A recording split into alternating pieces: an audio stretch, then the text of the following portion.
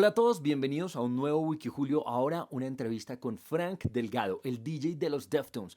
Estuve hablando con él a propósito del más reciente álbum de la banda que se llama Private Music y también le pregunté por cómo se generan atmósferas en los discos. Ya me entenderán, no se pierdan la entrevista. Frank Delgado de los Deftones en WikiJulio. Hello Frank, how are you?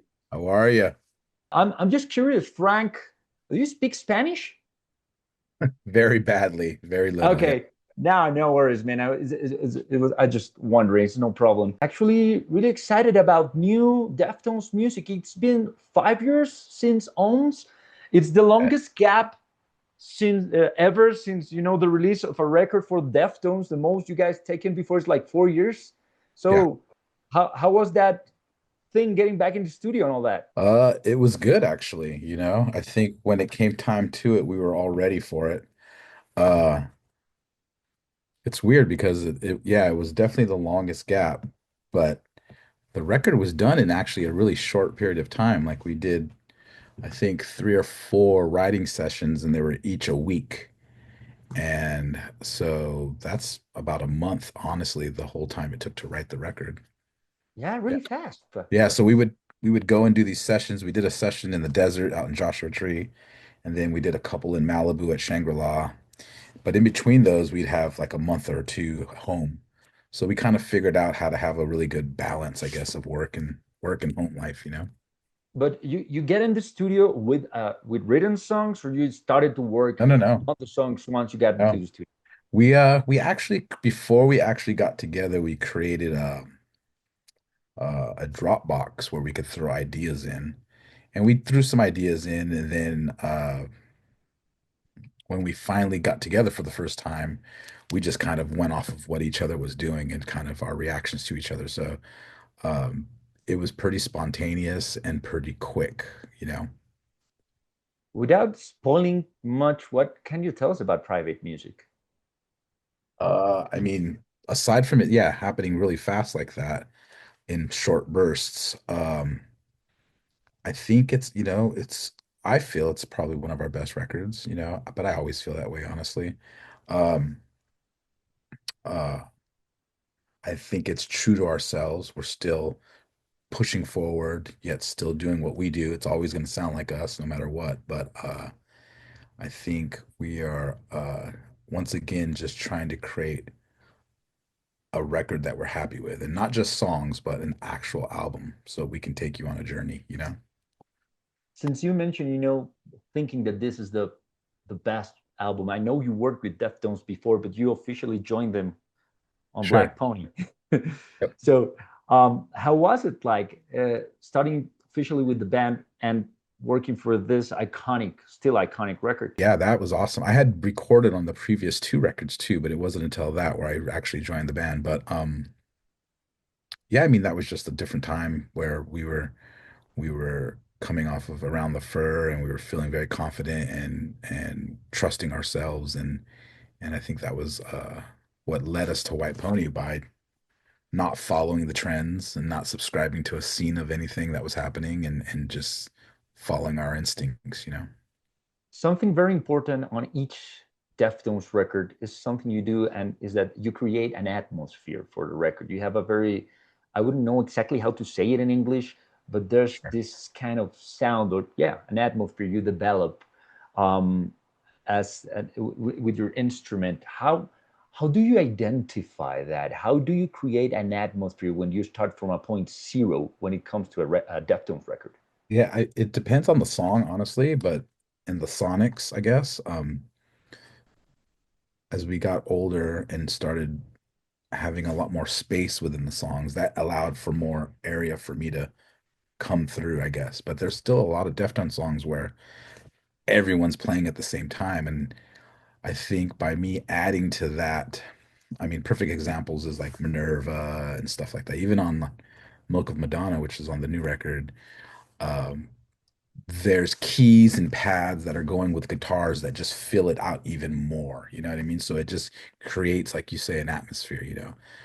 Uh, it's just adding to the song and trying to make it, you know, um, where we're happy with it. So I have no preconceived idea. It's just about what the song I feel needs, you know what I mean? And we're all happy with.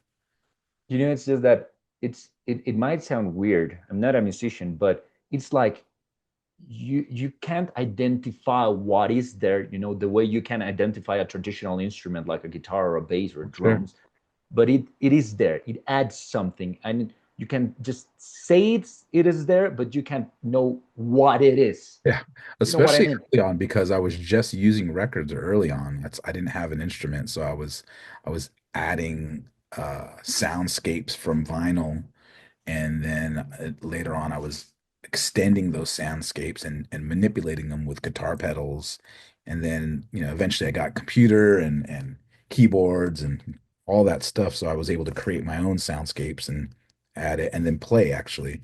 So it's a little bit of all that, you know what I mean? But yeah, I think, it adds to the aura of the songs. Is it easy to identify? We, of course, looking back, it's easy to say it, but is it easy to know what is and what is not a Deftones song? I mean, I don't know. I think for us or for me, it's definitely got to have a really good rhythm section. You know what I mean? Between Abe's rhythms. So it's got to have that feel and swing. I think that's one thing. A lot of people can try and imitate us, but I don't know if they have that swing. You know what I mean? That groove. And I think that's one thing we're always looking for. The groove, nice.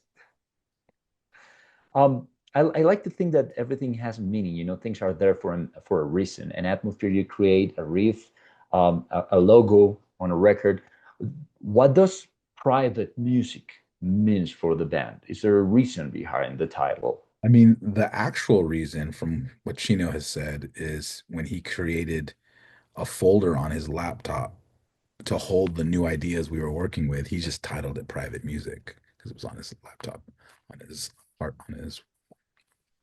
computer. But when he started bringing it up to us, it all kind of worked for us. It made sense. I mean, it's got a little bit of an double entendre thing going on with it could be sexy, it could be, a little sinister, but especially in this day and age where everything is so public, I do feel like what we're doing is very private until we actually release it. But it just kind of felt good and we ran with it, which is kind of how it is with everything, you know what I mean?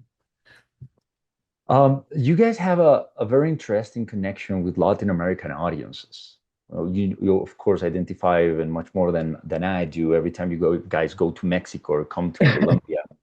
Have you ever thought or understand why is that connection? I mean, I would like to think because they see familiar faces on stage, familiar looking people, a little bit of that, I think, the California culture that we have embedded in us, I don't know.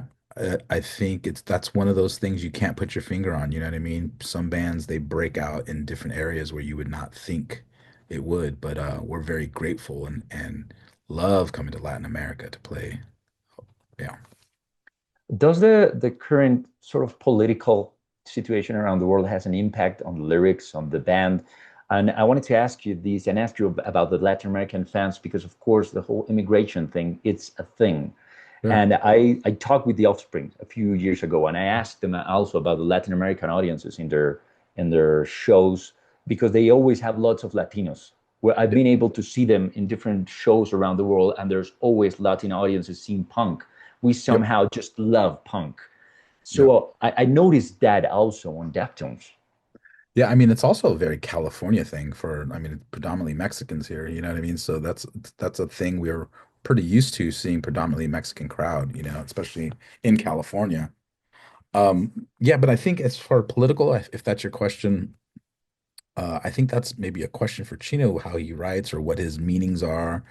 But I don't think we've ever been a band to make a stance or say anything about that. I think if he's trying to create or say something in a different way, he does it very well because he's kind of paints pictures with his words, so it can kind of mean whatever you want. But I know for us, it's about the art of making really good songs and records. So it's like we're not here to be on a soapbox by any means. Cool. I know it's not up to you guys, but you know anything about coming to Latin America, Colombia?